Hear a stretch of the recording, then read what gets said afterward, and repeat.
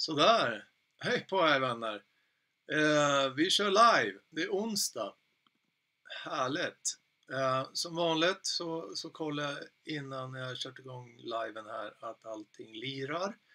Det verkar som det. Hoppas det är bra med er. Här utanför Rättvik i Dalarna så är det gråmulet väder idag. Jättetråkigt, sånt här disväder. Men det är fortfarande vitt. Vi har snön på backen. Så det är ganska skönt att det är ljust på det viset. Men vad roligt. Det är ju så här. Jag brukar ju köra, jag gjorde också en avisering till er. Där det var klockan 8 ikväll. Där fick jag syns och hörs bra. Toppen Janne, tack. Då vet jag. Så slipper jag sitta här och babbla i blindo. Men hur som helst så aviserade jag den här liven som vanligt till klockan 8. Men jag fick ändra lite. Vi blev bortbjudna ikväll. Så att det krockade. Så att jag hoppas det går bra nu. Att vi kör en timme från 11:30 nu till 12:30 då. Gött. Ska bara checka lite. Sen vet ju inte jag vad ni har tid till det här. En live en 11:30 på en vardag liksom. Men jag hoppas att ni kommer in på liven här. Som sagt vi håller på en timme. Och som jag alltid brukar säga här på liven i vår community på Husbilsvloggen så vill jag att det inte ska finnas några dumma frågor. Man ska känna sig bekväm att kunna fråga.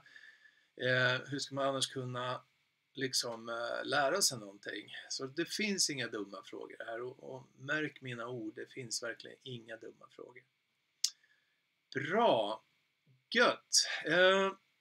Det har jag faktiskt, jag skulle kunna lägga till det i början på liven här att jag hade väl någon information om att bli medlem på Husbilsvloggen.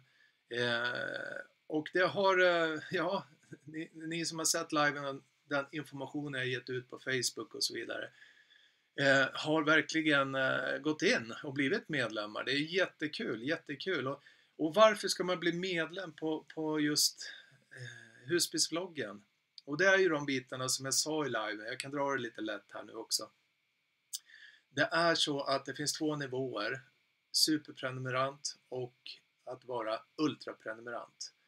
Och superprenumeranten är ju lite mer allmänt att ni stödjer vår kanal, ni tycker om det vi gör, ni blir inspirerad och så har ni tillgång då till material som en medlem har. Så som spontana livestreamar som jag har till bara medlemmar då. Där vi har en liten intern community som medlemmar.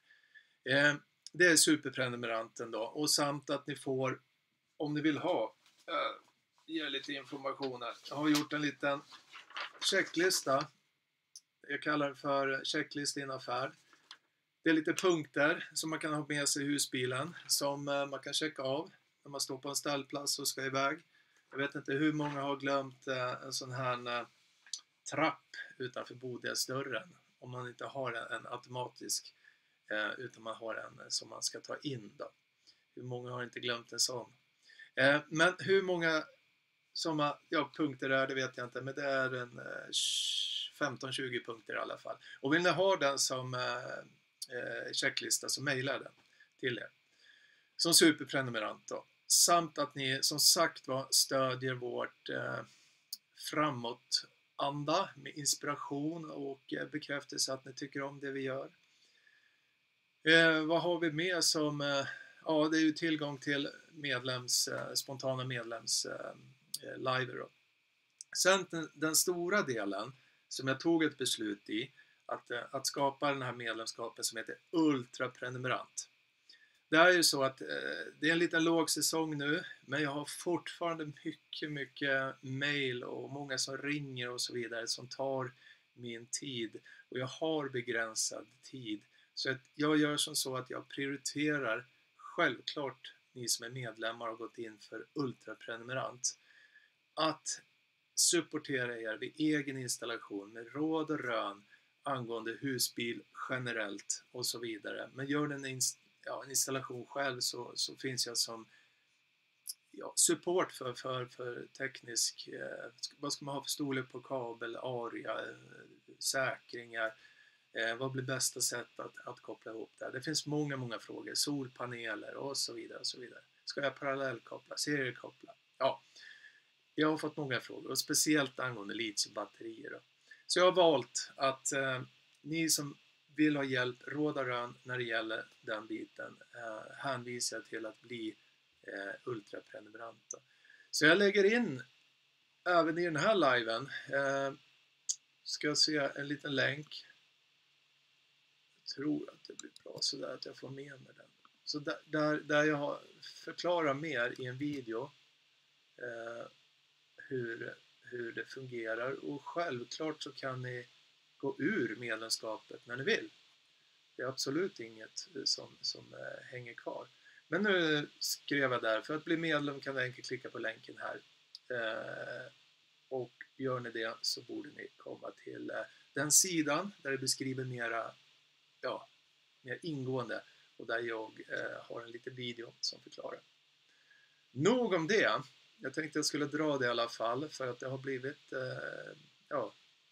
informationen har gått ut och vi har blivit mer och mer medlemmar, vilket är jättekul. Så, då ska vi se här. Där ja. Bra, ni som är med nu i liven. Ni har säkert funderingar, undringar. Allt emellan solpaneler till litiumbatteri till DC-laddare till you name it. Multimedia. Eller allmänt i en husbil. Den erfarenheten och kunskapen jag har vill jag gärna dela med mig av under liven här. Och det inte jag kan, det brukar alltid någon annan kunna hjälpa till med. Så det är bara att fråga där på liven här nu. Ska jag kolla lite bara. Så. Och ni som är med, skriv gärna ett hej bara. Janne har ju skrivit här, syns och hörs bra. Vilket är jättebra. Då vet jag det. Tack Janne. Och som sagt var, jag vet också att det börjar bli mera bokningar nu. Februari går vi in i, sen kommer mars. Och bokningarna blir fler och fler i kalendern för mig. Så att behöver ni ha någonting, kom ihåg att vi har ju också det här erbjudandet att jag kan komma ut på plats till er inför det. Jag bara säger det här för att jag vet av egen erfarenhet, när alla ska ha hjälp, alla ska preppa sina bilar, husbilar, så finns det ont om tid liksom. Men jag har byxat mig faktiskt i år med lite som en medhjälpare. Ni som kommer senare till mig kommer säkert att träffa. Bra, gött. Vad var det mer jag skulle säga? Ja, vi har faktiskt en ny produkt i vår butik. Jag har gjort lite research angående en däcktrycksprovare. Vi kan ju, tror jag la upp några bilder här. Vi kan ju visa den. Ska vi se här. Här har vi någonting. Där. Det är Michelins däcktrycksmätare. Det är alltså en som man kan ha med sig. Den är väldigt liten och lätt. Den kan man ha med sig i husbilen eller bilen. För att när man kommer, om man frikampar, jag har varit med om det flera gånger, och man står lite ojämnt och konstigt och man får så här, shit, har jag pyspunka? Jag har dåligt lufttryck i husbilen.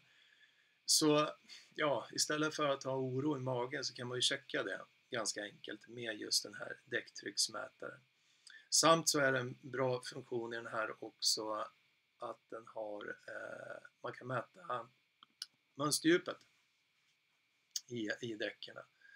Jag tycker att det här är en sån här liten bra att ha verktyg med sig i husbilen.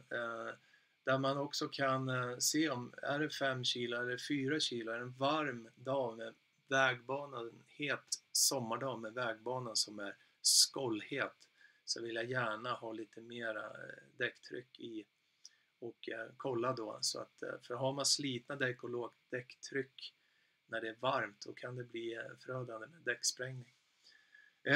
Så att jag tog fram den här och den hittar ni ju i webbshoppen såklart. Jag kan väl lägga ut en länk till den med. Ska se, vi har den här. Ska se vilken. Ja just det, så där gör man enligt bilden. Man bara trycker in den där så visar den baren. Jag ska lägga ut länken åt det. Kom in gärna nu med lite bra frågor och funderingar så kan vi komma igång. För att vi brukar jämt komma igång när det nästan är slut på liven med bra diskussioner. Så, nu ska vi se. Jag lägger ut en länk här. Vad ska jag skriva? Michelin däcktrycksmätare. Så, där har vi. Där har ni en länk till. Där kan ni också kolla om ni vill. Så. Där har ni det. Lite information om det jag har gått ut med att den finns i vår webbshop. Ni kan gå ut där och läsa mer om ni vill. Sådär. Ja, som sagt det var ju aviserat till klockan 8 ikväll den här liven. Men jag var tvungen att skjuta på det. Vi har blivit bortbjudna ikväll. Så är det ibland. Så jag hoppas att ni som kanske tror att och ser att nej, men han har redan haft live inte blir för besvikna. Gött! Ja, vad vill ni vi ska prata om? Det finns mycket att prata om när det gäller husbilar.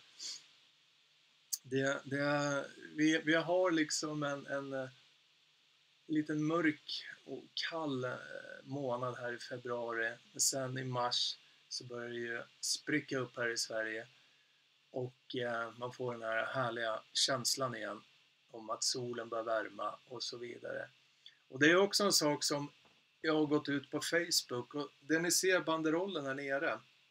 Det står ju besök vår Facebook, Husbilsvloggen Sverige. Det är bara att söka på Husbilsvloggen Sverige så kommer ni till vår Facebook. Och där har jag ju lagt ut lite angående installationer och tips och så vidare. Så att egentligen bara gå ut där och scrolla lite.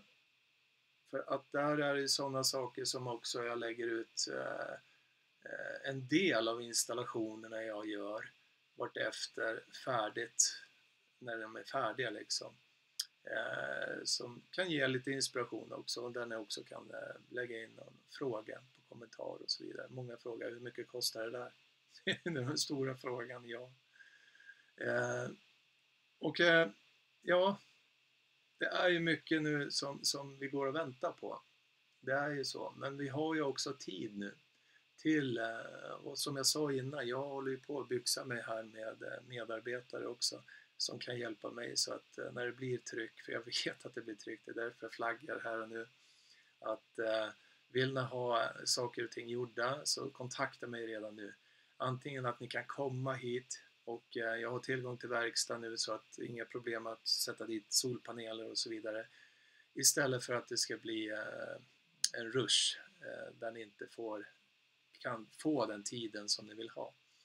Så att försök att tänka igenom. Och som jag sa förut så märker jag ju nu att det börjar lossna lite. Det har varit väldigt stilt under jul och nyår och såklart. Och sen januari som har varit. Men nu börjar det rulla på med bokningar igen. Vilket är jättekul. För jag gillar att skruva. Bra. Jag ska bara kolla där. Ja, är det ingen som vill säga hej eller någonting? Jag ser att det är folk på liven. Men skriv gärna något hej eller självklart en kommentar. En fråga eller vad det nu kan vara. Och jag kan ju dela med mig av väldigt fina relationer som har blivit till med åren. Vilket jag tycker är jättekul att få. Det är liksom inte bara att det blir en kund utan det blir en väldigt fin relation.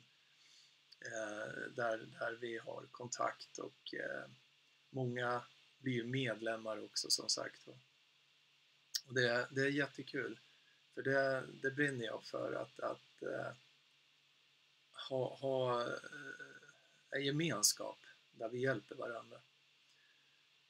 För att husbil och allting beror ju på vad man är för ålder och så vidare. Man kanske har åkt som ett par många år, och någon kanske går bort, och man känner liksom att det blir ensamt och så vidare.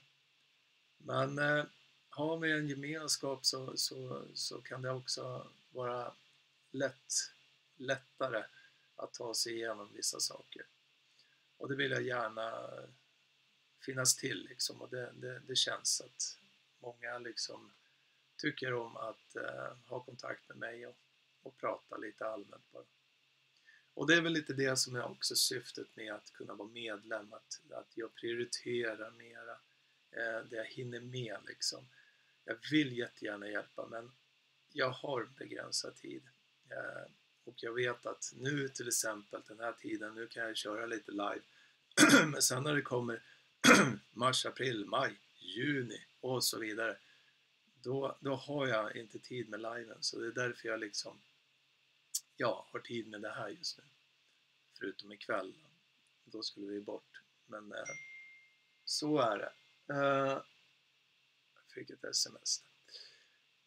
Och vill ni kontakta mig så har ni också vår mailadress där, livsstil 2s i livsstil @husbilsbloggen.se. Bra. Ja, där har vi Stefan Bäckman. Hej! Tjenare Stefan, hallå, gött att du skriver hej. Känner jag mig lite mindre ensam än här. Ja, men härligt. Har ni någonting på hjärta? Har du något, Stefan eller Janne, som har skrivit någonting här? Vad går ni att grynna på? Är det någonting som ni ska preppa, alltså installera framöver? Är det någonting ni vill förbättra? Går ni att fundera på varför? Varför blir det så här angående felsökning och så vidare? Så hjälper jag gärna till. Och det är ju de bitarna som jag menar med den här liven, att vi hjälper varandra att hitta svar på våra frågor. Det blev väl något konstigt där. Ja, teknikens värld. Men bra, då har jag meddelat lite om att det här med medlemskapet och varför och vad man får för förmåner och så vidare.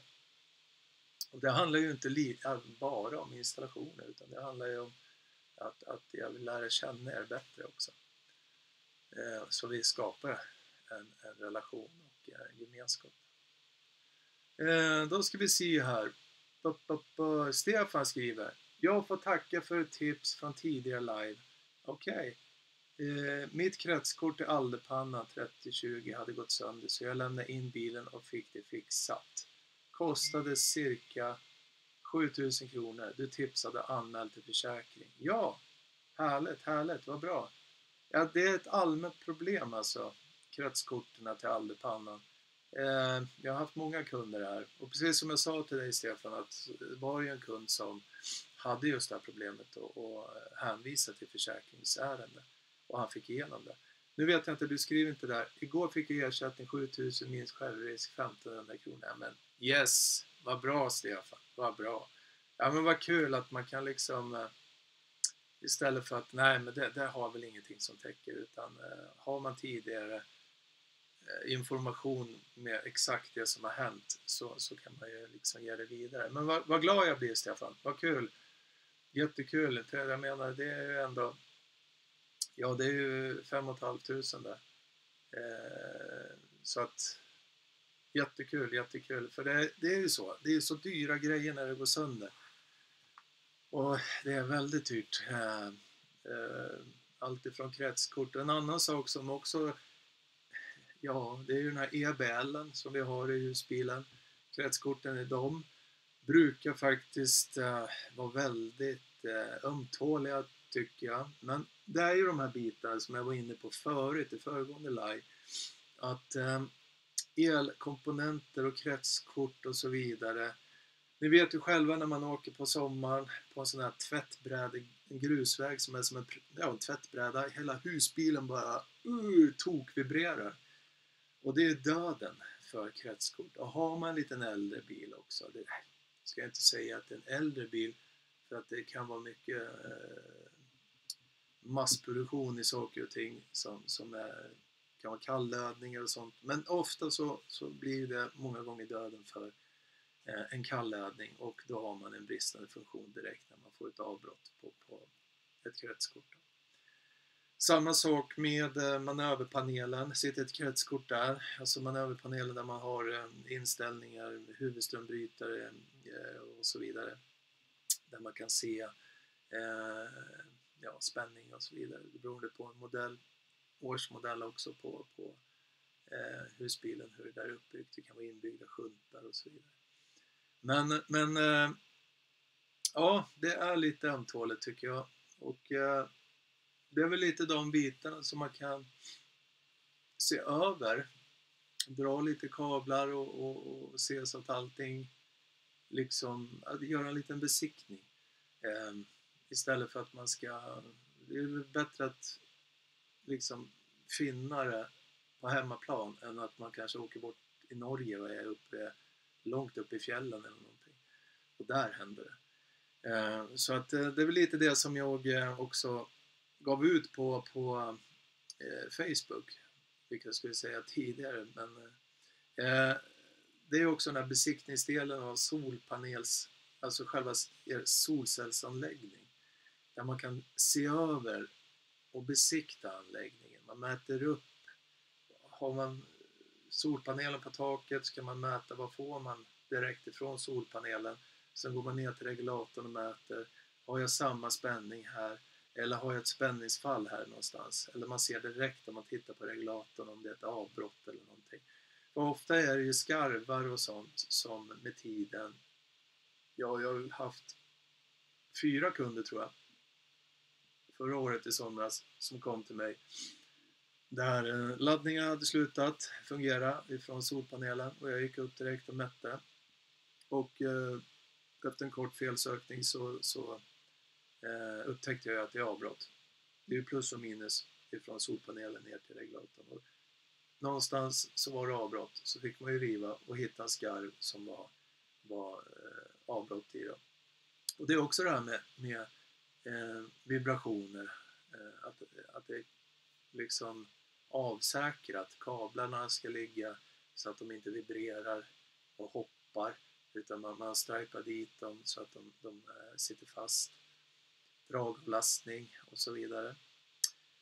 Men det är väl lite en sån här heads up, och jag gick ut på Facebook att jag hjälper gärna till med just de här besiktningarna när det gäller sin anläggning på solcellsanläggning eller laddningsanläggningen, det som är till bodisbatteriet och generellt runt omkring.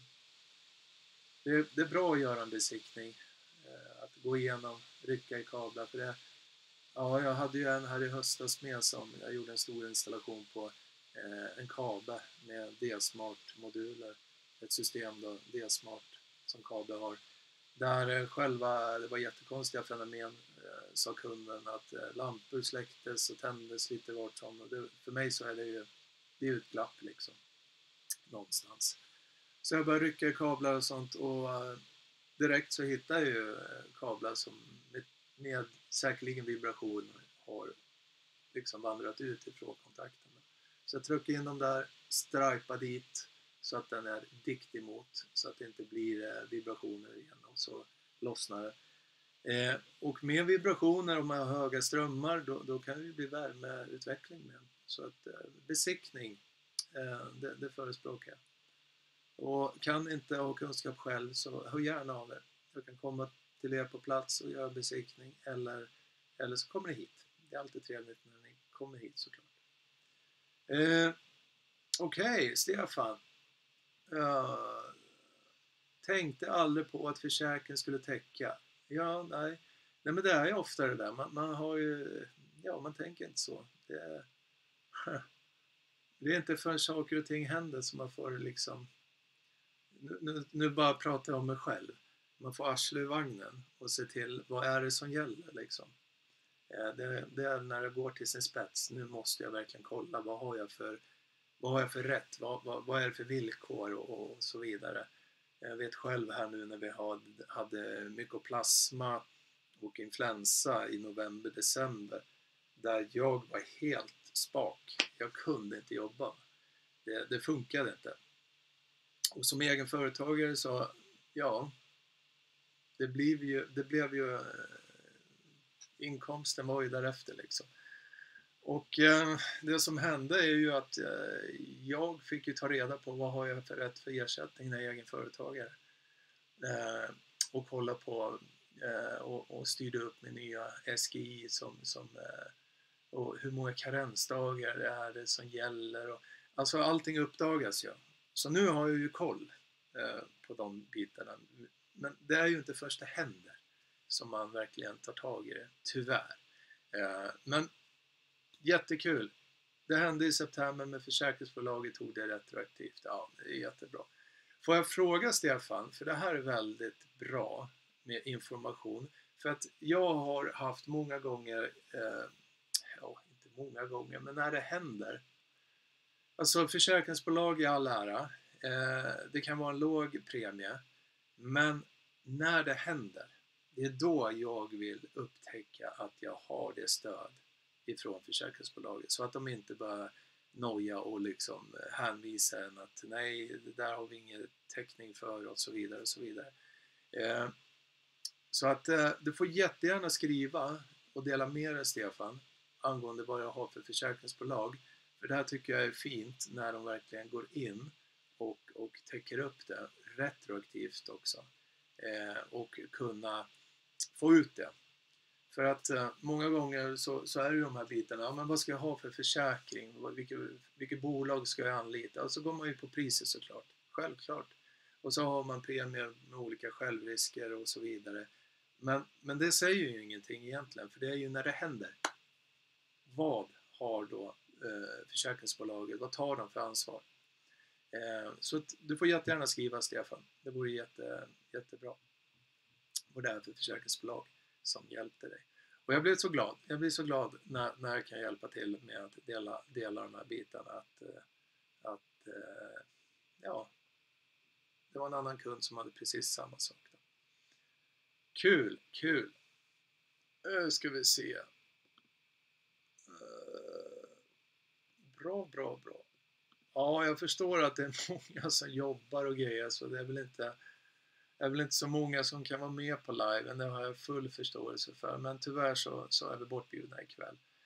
Så jag kan inte närvara vid klockan 8 som vi brukar ha då.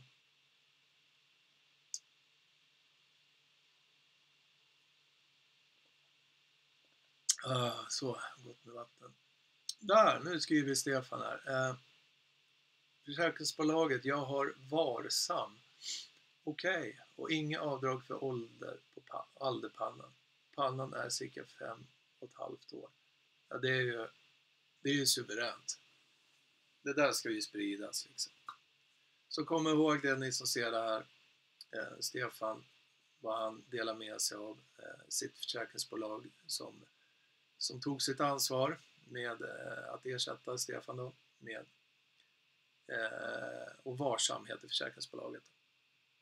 Jättebra. Tack Stefan. Och det är alltid kul också att, för det där stimulerar mig också att kunna förstå att det gör skillnad liksom. Och det är det här jag menar, att man skapar en gemenskap, relationer där vi hjälper varandra. Som jag bara älskar att kunna. Jag är en katalysator i saker och ting, men att kunna skapa någonting, det gör vi tillsammans. Och därav det här med medlemskap då. Och en annan sak med medlemskap, det är att jag gärna vill hjälpa er, men jag har begränsad med tid och därför så hänvisar jag till medlemskap om ni vill ha råd och rön från mig och min kunskap och erfarenhet. Men jag ser jättemycket fram emot den här säsongen som kommer nu. Precis som jag sa innan här så har jag byxat mig för extra hjälp med medarbetare då, som ska hjälpa till när behovet finns. Och det vet jag att det kommer. Det är helt klart signaler som tyder på det. Bra. Fint. Ja, vad ska vi prata mer om, vänner?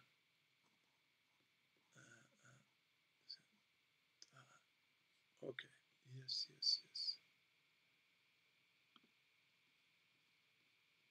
Ja, jajamän.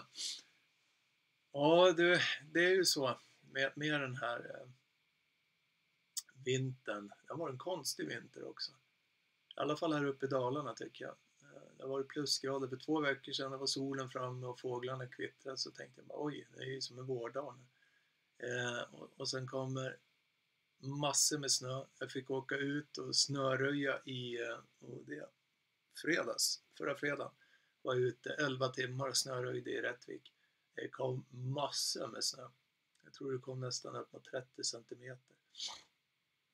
Men nu har det ju töat bort. Igår regnade det och var jättediset och det är efterdyningar idag. Disen ligger kvar. Så att jag känner att det är lite skum vinter i år. Men som sagt var, det är ju tid för mycket annat den här tiden. Förberedelse för komma skall och det är därför jag flaggar igen. Liksom att kan ni så hör av er till mig redan nu liksom.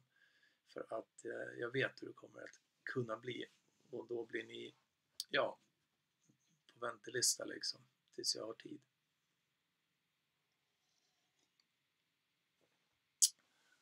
Och sen får vi se vad det blir med förra året så gjorde jag en liten analys på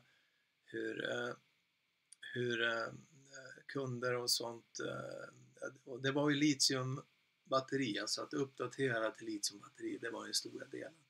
Och sen så lanserade ju Victron förra året en ny DC-DC-laddare då, Orion XS, vilket är ett jättelyft ifrån deras tidigare Orion TR då. En annan teknik och andra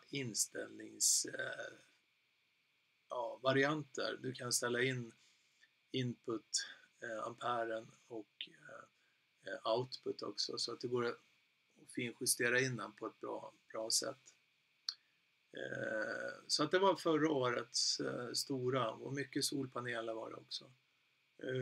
Och som sagt var, sedan tidigare så vet ni säkert att vi är monteringspartners för Sunlux, så att alla priser från Sunlux gäller. Jag skickar ju prisindikation till era önskemål och då är det länkade priser direkt ifrån Sunlux. Så går ni och tänker så här att men undrar vad det kan kosta, kan man göra en snabb kalkyl på produkterna då. Sen tillkommer det ju diverse installationsmaterial som kablar och kabelskor och så vidare då. Men där kan man ju få en uppskattning i alla fall. Okej, jag ska sätta på eller montera en solpanel. Och jag rekommenderar ju deras 190 watt med en regulator från Victron. 7515, så den heter 15 ampere. Den täcker upp till 220 watt. Då kan man ju få se lite siffror där. Och sen tillkommer ju spoilerfästen och installationskabel. Och skulle ni installera det själv så finns det som sagt dock att ni blir medlem först. Med just de bitarna att jag hänvisar till installationskablar och så vidare för en bra laddning. Så vi inte får spänningsfall och så vidare. Då ska vi se. Stefan, vad skriver du? Blir ju lite långt från dig, men har fixat en all-power solcell. Ja, vad kul. Med 8,5 meters kabel som jag strax ska testa. Ja, vad kul, vad kul. Åker snart till Portugal. Hur många watt är det på Allpower då? Solcellen. Är det en portabel? Kan jag förstå, eller? Berätta lite mer. Det är alltid roligt. Som sagt, ni kanske inte vet om det, men vi har ju satt ihop ett kit. Det är väl också en sak som jag kan dela med mig av här. Vänta, ska vi se här. Bam, bam, bam. Här. Tänkte medan jag pratar om det kan jag ju bara lägga länken där så att ni har. Okej, om ni väntar en stund ska jag bara leta upp den här. Någonstans i Sverige. Där va. Så.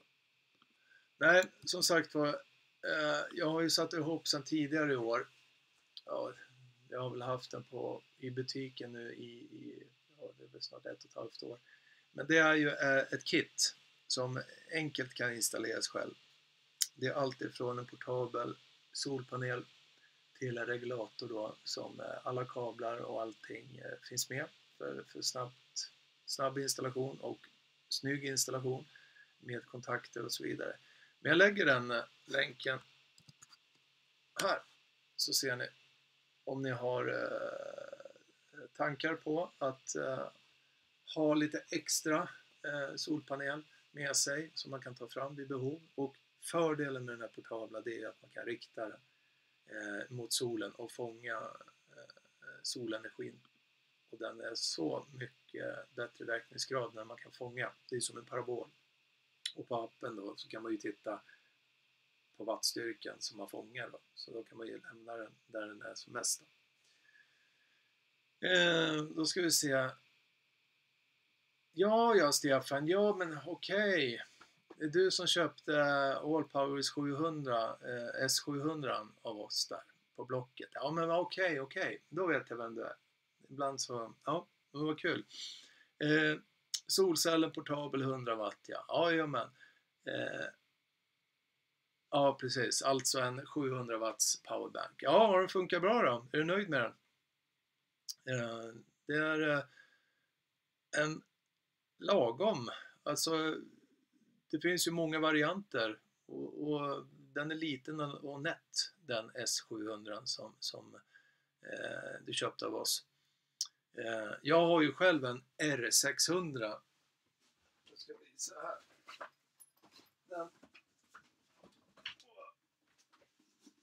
Den här, den har jag alltid med mig när vi typ åker bara med personbilen. Så att min son har laddningsmöjligheter. För det är ett evigt skrik efter laddning. Så den är ungefär i samma storlek, R600 med S700. Skillnaden där är att den där har en UPS-funktion som alltså Uninterrupted Power Supply.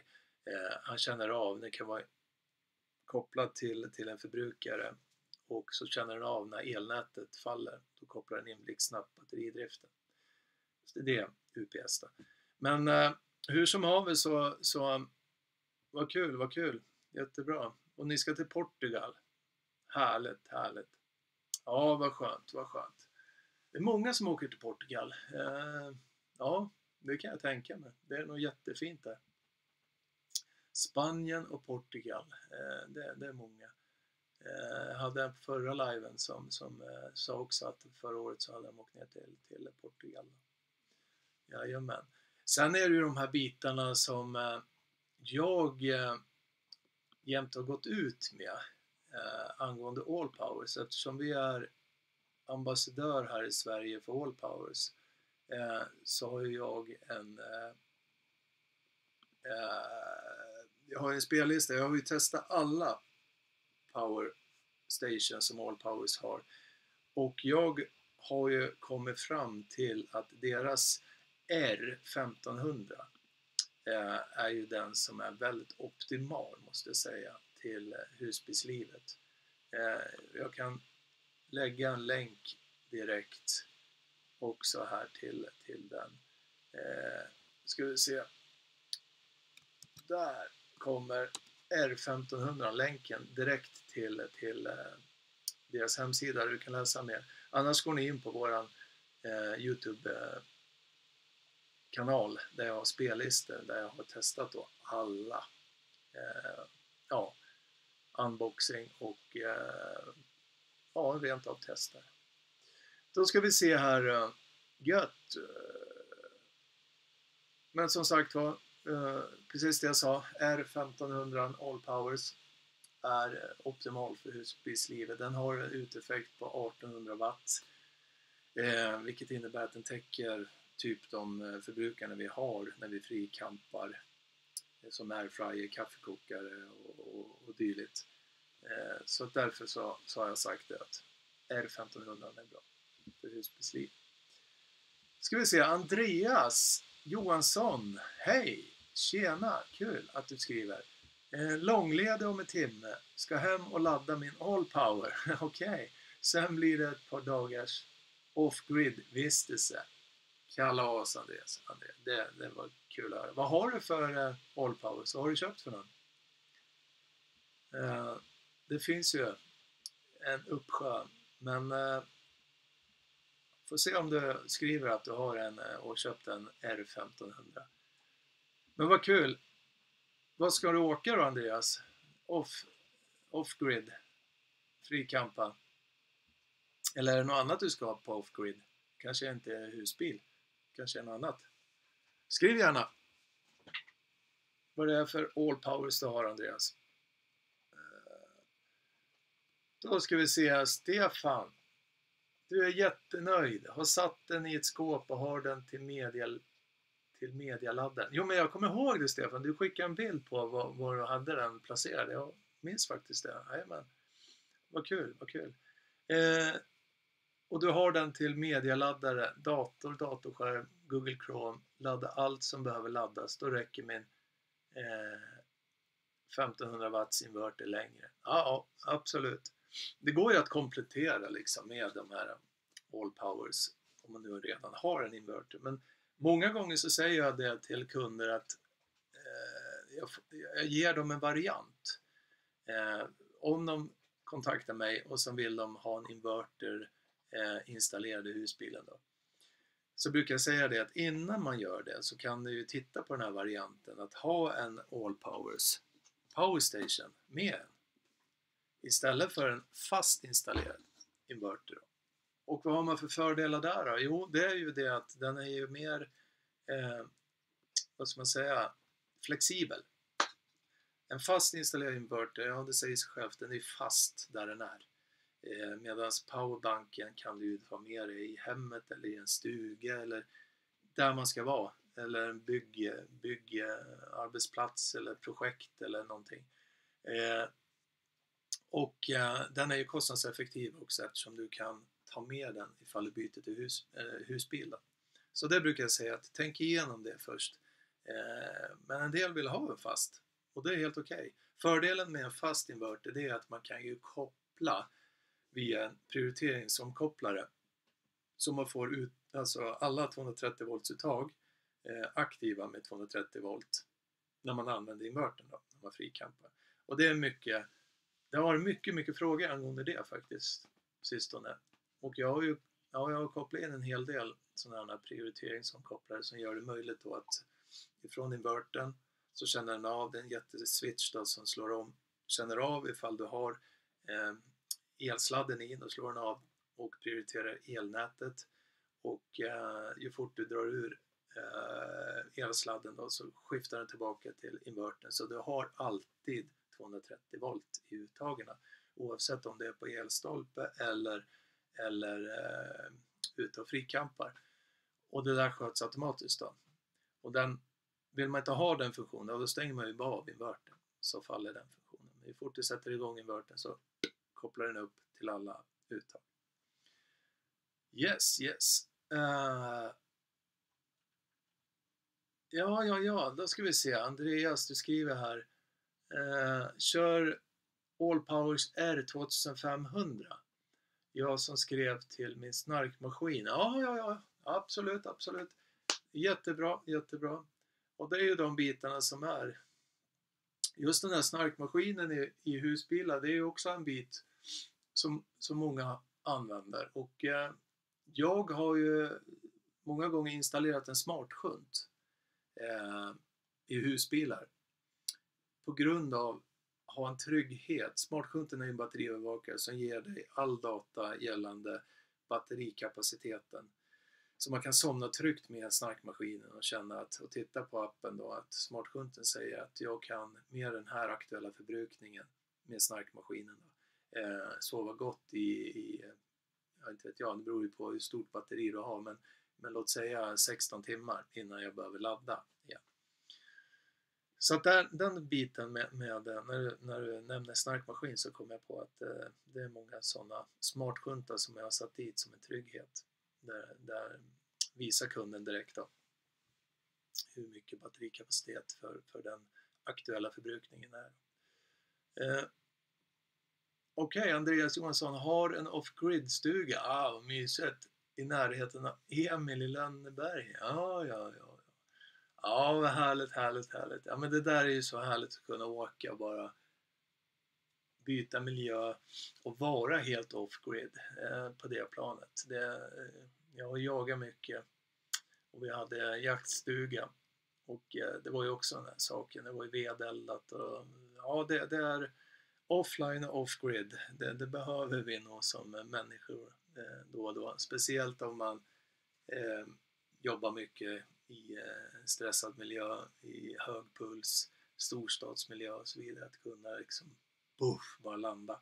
Så jag förstår det absolut, Andreas. Det är jättemysigt. Men vad kul, då har du en Allpowers R2500. Jajamän. Och det är ju fortfarande, om vi nu pratar mycket om Allpowers, så är det ju fortfarande nyårskampanjer. Jag tror den tar slut den 4 februari och sånt på Allpowers hemsida. Så går ni i tankar så antingen innan köp så prata med mig så ska jag guida er i Allpowers alla variationer och modeller av så att ert behov täcks och ni får den bästa modell för er. Och det har ju med uteffekten från den inbyggda invertern och batterikapaciteten. Det är ju en kassett liksom. Men jag vet att de har fortfarande kampanj då.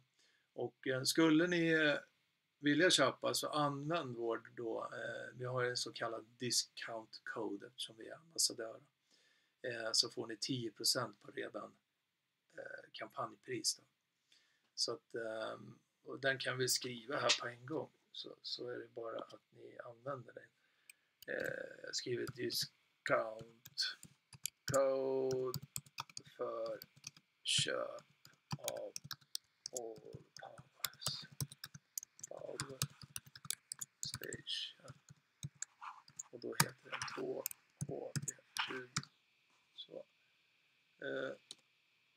Där kan ni bli utcheck då. Så skriver ni bara in 2HV20 så får ni 10% direkt där. Härligt, bra, kul att ni kommer med lite frågor och säger vad som händer runt er. Jättekul. Ja, vi har 10 minuter kvar här så att det är bara att dundra på med frågor. Och det har varit mycket Allpowers här nu och det är jättekul att höra att information har gått ut att Allpowers är en bra produkt med 5 års garanti och 30 dagars öppet köp som man kallar för money back garanti. Är ni inte nöjda inom 30 dagar med produkten, skicka tillbaka och ni får pengarna tillbaka till er. Samt 5 års garanti då. Och sen vill jag faktiskt säga det att deras support, jag har haft eftersom jag är ambassadör kontakt mycket med Allpowers och deras support, alltså har man frågor angående saker, garanti, hur gör man för att registrera sin garanti och så vidare. De är direkt, de är suveräna, de svarar direkt. Så det kan jag verkligen rekommendera, ett köp på Allpowers. Så skulle ni ha problem med det så vänder ni ju till mig så tar jag kontakt vilket mot förmodan behövs. Bra. Ja, vad har vi pratat mer om? Det var mycket All Powers, vilket jag tycker är jättekul. Och så har vi pratat om den här nya produkten som jag har lagt ut på butik. Michelins däcktrycksmätare. Mycket tryggt att ha med sig en praktisk smidig verktyg att kontrollera däcktrycken. Allt ifrån att man tror kanske när man är ute och frikamp på oj vad lite däcktryck jag har. Att verkligen kolla det. Så slipper man oron att oj, har jag pyspunka och jag kanske inte kan stå här en natt. Jag har varit med om det flera gånger. Man checkar till så här bara oj, hoppas inte det är pyspunka. Men med den här så är det väldigt enkelt att bara kolla. Samt att man kan ha då som mönsterdjupskontroll. Den har den funktionen också. Vad pratar vi mer om då? Medlemskap, ja. Allt ifrån varför jag har skapat medlemskap. 2 olika nivåer där. Superprenumerant och ultraprenumerant. Superprenumerant. Skapa gemenskap, vara med oss. Spontana livestreamar till just medlemmar. Samt att ni stöttar vår kanal. Och att ni får den här checklistan om ni vill ha den. Och ha medlemsmärken också på när ni kommenterar. Så skulle ni vara medlem nu under den här liven så skulle det bli som ett litet medlemsmärke framför som en indikation på att ni är medlemmar. Och sen då ultraprenumerant som medlemskap. Det är just den biten som jag har skapat. Att ni får support ifrån mig vid egen installation eller råd och rön gällande vad som helst, och det är för att jag måste prioritera min tid och prioritera då medlemmarna som behöver hjälp med egen installation och så vidare. Samt så är det också att ni har 10% i vår webbshop när ni vill handla där. Som ultraprenumerant så har ni de möjligheterna. Så det är de förmånerna som är då. Bra. Ska vi se. Ja, det ser bra ut där. Yes, och sen var det mycket prat om All Powers. Och Stefan, du berättade om försäkringen din som försäkringsbolaget Varsam som tog hand om ärendet bra, och därför så frågade jag efter vad det var för försäkringsbolag då. För det är ju så som jag sa förut att det blir tydligt om det är ett försäkringsbolag som man går hand i hand med när det händer. Eller om det blir dispyt om vem har rätt och vem har fel och villkor hit och dit. Utan det ska vara be om att olyckan varit framme, så vill man ju ha hjälp såklart. Och det har Stefan fått, vilket är jättekul. Bra! Och sen du Andreas där med din All Powers 2500. Och jag kan ju dra lite lätt bara det här med, det finns ju 2 olika modeller kan man ju säga när det gäller All Powers powerbanks. Du har en S-modell och sen har du en R-modell. S-modellen har en annan, det är det som skiljer de här 2 modellerna ifrån. Det är dels att R-modellen har UPS-funktion. Och det nämnde jag förut i liven. Det är alltså Uninterrupted Power Supply. Det vill säga att han kopplar in batteridrift om man märker att till sin förbrukare då, på 15 millisekunder, vilket är väldigt snabbt. Om den känner av att elnätet faller. Det vill säga att det blir strömlöst. Så den säkerheten har man om man vill ha en förbrukare igång som ska vara driftsäker. Så alla R-modeller har den funktionen. S-modellen har ju då inte den funktionen. Och därav så blir den lite, den är en aning billigare än R-modellen. Samt att S har ett annat litiumbatteri än vad R-modellen. R-modellen har egentligen, den har den här LifePo4 batteriet. Jag tror jag har någon kommentar där. Vänta, jag ska se här. Angående den biten när det gäller skillnader på batterier. Jag kan lägga ut en text här.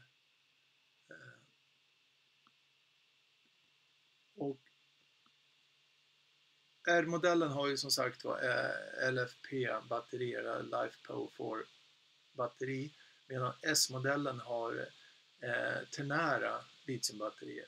Och det finns för- och nackdelar med de här olika batterierna, men jag kan lägga ut, jag undrar om jag kan få med allting där. Nej, men vi gör så här, vi tar 2 kommentarer där. Vi tar en kommentar så, och så kommer nästa här som småningom som sitter ihop då. Det är lite tokigt att man inte kan skriva mer långa kommentarer. Så. Där har ni skillnaderna mellan LFP-batterierna som är i R-modellerna och S-modellerna som har den så kallade ternära litiumbatteriet. Det kan vara bra att veta. Så är det. Och som sagt var så gillar jag verkligen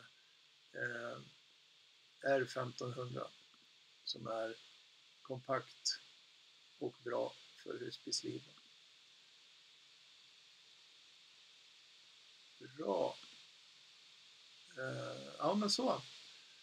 Okej, vänner. Det var lite en recap emot det som vi har gått igenom under en timme här. Vi har 3 minuter kvar. Är det någonting som ni känner ni vill dela eller fråga, så gör gärna det nu innan vi går in i avslutning.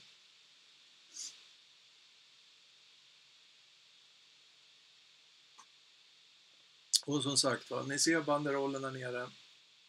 Besök vår Facebook, Husbilsvloggen Sverige.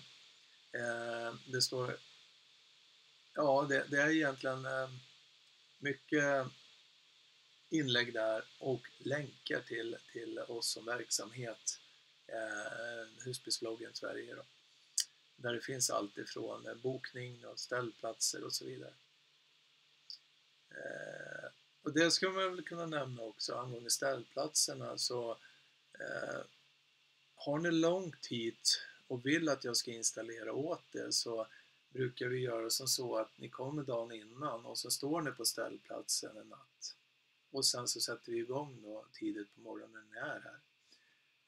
Och är det en lång, stor installation då kanske det tar 2 dagar. Och då står ni kvar på ställplatsen. Medan vi åker till verkstaden lite längre bort om vi behöver det. Så brukar vi lösa de som kommer lång väg. Och det är väldigt smickrande, måste jag säga. Att det kommer många som har sett mig på YouTube och så vidare, och ryktet har gått.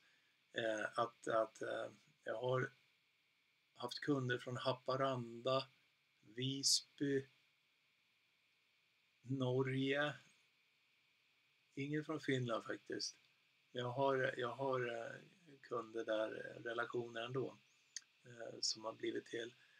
Nej, men som sagt, Östersund och mycket uppåt i landet.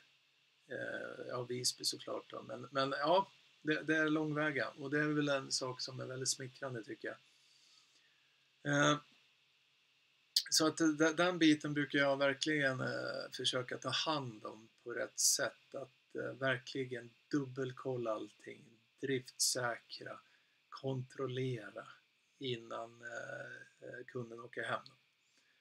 För då är det förödande om de kommer hem och sen bara, oj, det här har vi missat, eller oj, den här funkar inte, och så vidare. Så det är väldigt viktigt för mig att kontrollera allt. Okej, sista frågan är från Andreas Johansson då.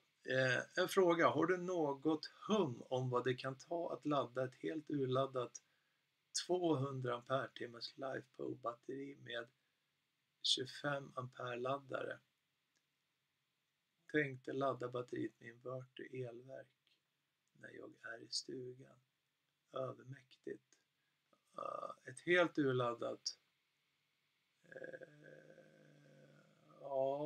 25 ampere. Ja, jag skulle tippa på att det tar kanske 10 timmar på ett ungefär. Om det nu har en rätt laddare. Det är jätteviktigt med att du har en laddare som verkligen dels då är kompatibelt kunna ladda litiumbatteri.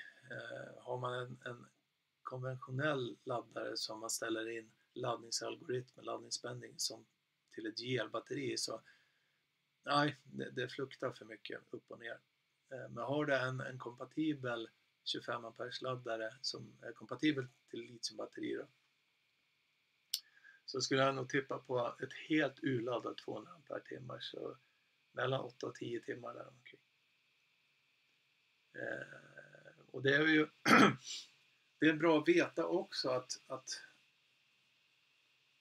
man ska försöka ha en bra laddare som har laddningssteg typ som storage. När den har, först är det bulk absorption och sen är det floating som underhållsladdning när den har blivit fulladdad. Sen har vi någonting som heter storage. Och det som händer då, det är ju att battericellerna i litiumbatteriet balanseras. Och det gör batteriet gott istället för att man laddar upp det fort och sen bara rusar ur det, ur laddning. Så många gånger så är det faktiskt så att vill man investera i någonting så är det en bra batteriladdare. Tack för svar. Ja, visst, absolut Andreas. Inga problem. Bra vänner. Jag tror att vi gör så att vi avslutar här och nu. Så ska jag fortsätta med mitt och ni får fortsätta med erat. Och som sagt var, är det frågor ni har så är det bara att mejla oss. Eller besök vår Facebook Husbilsbloggen Sverige. Plus vår hemsida och så vidare. Ni hittar oss bara ni söker på Husbilsbloggen. Ha en fortsatt trevlig dag så hörs vi framöver. Ha det gott. Hej då!